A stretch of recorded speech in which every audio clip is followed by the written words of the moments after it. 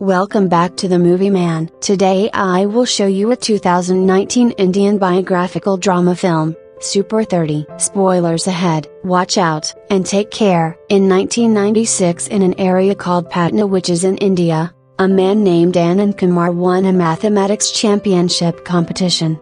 The event was also attended by the Minister of Education. In his speech he boasted Anand Kumar for having won the championship. The minister's speech encouraged on him that Indians should be global because the world is not only filled with Americans, British, Japanese and Chinese. The minister was also committed to helping anyone who needs help socially and economically as long as the goal is to develop India. After the competition, Anand went straight to his girlfriend Supriya and told her about his future plans to study at Oxford or at Cambridge and get a PhD in mathematics. Anand's love for mathematics is very high, even a love letter to his girlfriend is written in binary. Anand also often spends time in campus libraries located in other areas to solve math problems from foreign journals. One day he was caught and kicked out by the librarian. At that time there was an office boy who told Anand if Anand wants to give free access to the campus for 1 year he must make an article that can be published in a foreign journal so that Anand can freely read all the journals in the library. Of course these tips really helped Anand, so he didn't waste his time. He immediately worked on math problems that had never been solved by anyone.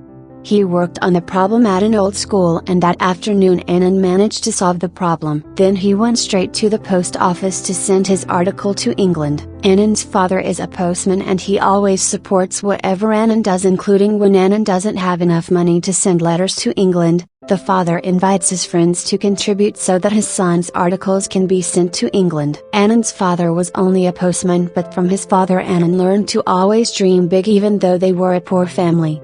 One day Anand's father rushed his bicycle with a letter in his hand. He came home very happy. He informed his wife and children, including Anand, that the article Anand sent had impressed a professor. Therefore Anand was offered to enter Cambridge University without a test. Anand's feelings were mixed. At first Anand just wanted to publish an article so he could have access to the library, but instead he got offered a study in England without a test after his journal was published.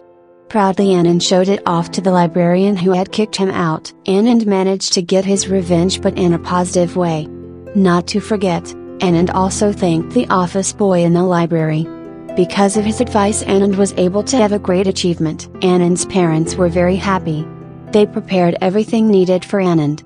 Especially Anand's father. When he took care of Anand's passport, he never stopped talking about Anand's intelligence to people because of his achievements. Anand became more confident to meet and get acquainted with Supriya's father, although Supriya's father is still hesitant because Anand is just a postman's son. But on the other hand, Supriya's father acknowledges Anand's greatness, who will study in England. However, before leaving for England, Anand's family had financial problems. The cost to prepare for Anand's departure to England was still insufficient. The plan: they wanted to ask for help from the Minister of Education because they remembered the minister's speech when he was on the competition stage. Long story short, Anand and his father visited the Minister of Education for help. But unfortunately the minister did not listen to Anand's story. Even easily he forgot his speech a few weeks ago. Anand and his father went home disappointed. The father reassured his son not to worry because he will try again to find funds so that Anand can pursue his dream. Anand's father kept trying to find extra money. He even sold all of his wife's jewelry and also borrowed money from the bank, even though he was refused. Even he collects debts from his friends, but all of them did not produce a solution. One night the whole family was disappointed at the possibility that Anand would not leave for Cambridge, and unfortunately at the same time the father fell unconscious. Anand and his brother immediately took their father to the hospital under the heavy rain by bicycle. Anand desperately wanted to save his father, but fate said otherwise. His bicycle chain broke in the middle of the road, so his father could not get help. Anand tells Supriya about his unfortunate fate. He also gave up Supriya to marry another man because Anand felt he had no future to support his family. After his father died, Anand had to make a living by selling cakes using his father's bicycle. Anand seemed to have forgotten his dream because he wrapped the food using the sheets of his math book. The most important thing for Anand right now is to help his family's economy. One afternoon, Anand almost hit a car and he fell. The owner of the car is a rich man who turns out to know about Anand Kumar. Anand may not know the man, but he doesn't know a smart and talented kid. He wondered how it could be Anand Kumar, someone who was smart but his job was to sell cakes. As it turned out, this man's name was Lalan Singh. Lalan told his driver to bring Anand's bicycle, then Anand was invited to go inside the car and they went to Lalan's luxurious house. There Anand was offered a job. In India, there is a campus called Indian Institute of Technology. The most favorite campus. It is very difficult to get accepted into that college, and according to Lalan, rich people are willing to pay anything to get their children to study there. For this reason, the business of studying courses to enter the campus is very promising, and Lalan offered Anand to join his learning course business and on a degree to join Excellence, a learning center owned by Lalan. Long story short, Anand became a teacher there. Even because of Anand, they managed to get a lot of students and double the rates. Anand's economic situation changed. Now he can buy his own motorcycle. Anand also becomes confident to have a relationship with Supriya. In fact, Anand also hired a housemate, so that his mother could rest. However, because he had a good income, Anand, who was initially humble, turned into a forgetful person, especially when he became a star in the learning center. Anand forgot who he was. One day after the party, Anand met a little kid who was working on math problem. This boy dropped out of school, but his interest in learning was still high, and that caught Anand's attention because he was a little drunk. Anand came home by pedicab, and the pedicab driver was the father of the little boy. The pedicab driver said that his son was very stubborn because his job was just studying, not helping his parents. Anand was surprised to hear that statement, and the man also said that only rich people have the right for education, while poor people like them will be of no use. It is the children of politicians and rich officials who will serve and lead this country later, while poor people like them will never get a place. The pedicab driver's words seemed to return on its principles. He remembered his father's message: it's not just a rich who will inherit the throne. He also remembered how hard it was for him to study in the library when he was poor, and how tired his father was to earn money for him to go to England until his father died. After that, Anand made up his mind. He printed brochures to invite anyone underprivileged children to study with him in order to enter the IT campus. In fact, Anand even sold his expensive watches, vehicles and jewelry to start a school. Because of this, Supriya broke up with Anand because Anand preferred to teach poor children. Disappointed, Supriya says that Anand's life will be ruined and he will drown alone. Fortunately, it did not shake Anand's intention to wait for his prospective students. Another story comes from poor children who read flyers about free schools. They did not waste the opportunity. They have passion and motivation. No matter how far they have to travel, they still go to the location. Meanwhile, unexpectedly, there were so many students who were interested in applying to Anand school, so Anand had to select them. Anand will select the 30 best children to teach, feed and shelter. Anand also got acquainted with the selected students. Anand wanted to know where they lived, what their previous occupations were and how they came to the school. Anand also asked what they would do when they made it into the IT campus. Meanwhile, the news about Anand opening a free course was known to Lalan. Even the students asked for a refund if it wasn't for Anand Kumar who taught them. This made Lalan go Anand's school with the intention of inviting Anand back to teach at his course. But Anand refuses to come back, arguing that 30 children need him. Lalan even offered to double the salary and promised to find another teacher for the poor children. But Anand still refused. Lalan is annoyed and promises to destroy, and he even discourages Anand's students.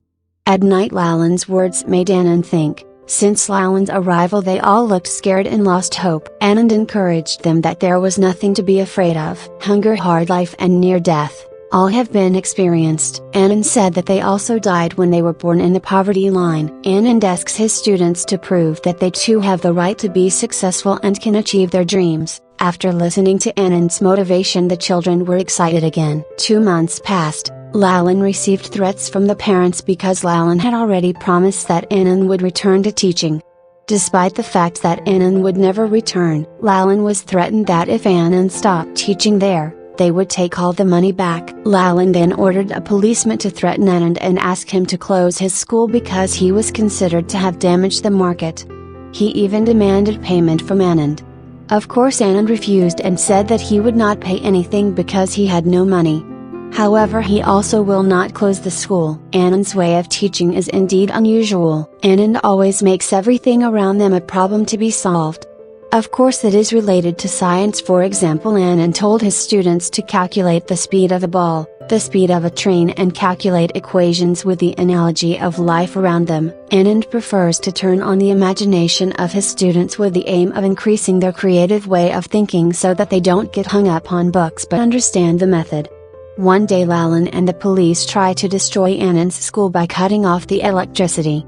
However, Anand instead told them to find a solution, make their own electricity with their limitations, but they can find solutions on their own and are not too dependent on Anand. Because the books they have are limited, they're looking for ways so that they can all learn with just one book. Unexpectedly, instead of helping Anand earn extra money to buy books, they even created their own projector so that one book could be shown to be viewed together. Anand was indeed at war with Lalan, but unfortunately he couldn't win against hunger. However, they couldn't borrow money from the bank because the school wasn't profitable and there were no guarantees. Because of that, with heavy heart, Anand went to see Lalan in order to get a monetary donation which would be used to feed his students. However, Lalan invites Anand to compete. If Anand's student can beat Lalan's best student, then Lalan will give on his students free meal for 3 months, but if Anand's student loses, then Anand must close his free school and return to teaching at Excellence Learning Center. Having no choice, Anand agreed. They also made an agreement in front of the witness, a mentor at Lalan's course institute. The next day, Anand and the Super 30 kids came to Excellence, Lalan's Learning Institute. They took the exam together. Then the next day they had to come again to hear the announcement of the test results. Lalan also invited many journalists. Then the mentor who supervised yesterday's exam also came. Unexpectedly, it turns out that this mentor is Supriya's husband. Of course, Anand was surprised to see Supriya's presence. Pranav, Anand's younger brother, informs that one of their students, Fuga, is nowhere to be found and their money is also missing. Long story short, the mentor announced that Anand's school only got 49 of the total questions, while Excellence got 50%. Therefore, Lalan won the gamble. He was very happy and immediately called Anand on stage to announce that his school would be closed. With a heavy heart, Anand went up to the stage. All the students showed sad faces, but when Anand was about to speak, from behind there was a reporter who shouted and asked if it was true that Anand had to close his school. Was there an agreement like that? If not, then Anand didn't have to do it. Confidently, Lalan ordered the mentor who was a witness to show the agreement letter, but luckily the letter wasn't in his bag and it turned out that it was Supriya who had helped Anand by stealing the paper and then informed the reporters. Supriya did this so that Anand would not have to close the school. So Anand immediately said that he would not close the school, then left with his students. After returning from there, Anand evaluates why the students find it difficult to answer the questions. They also said that they could actually answer most of the questions, but when they sat there, they felt their brains stopped working due to nervousness. On the day of the exam yesterday, they had to share a room with the children in expensive cloths, with a neat and clean appearance, while their clothes were ugly.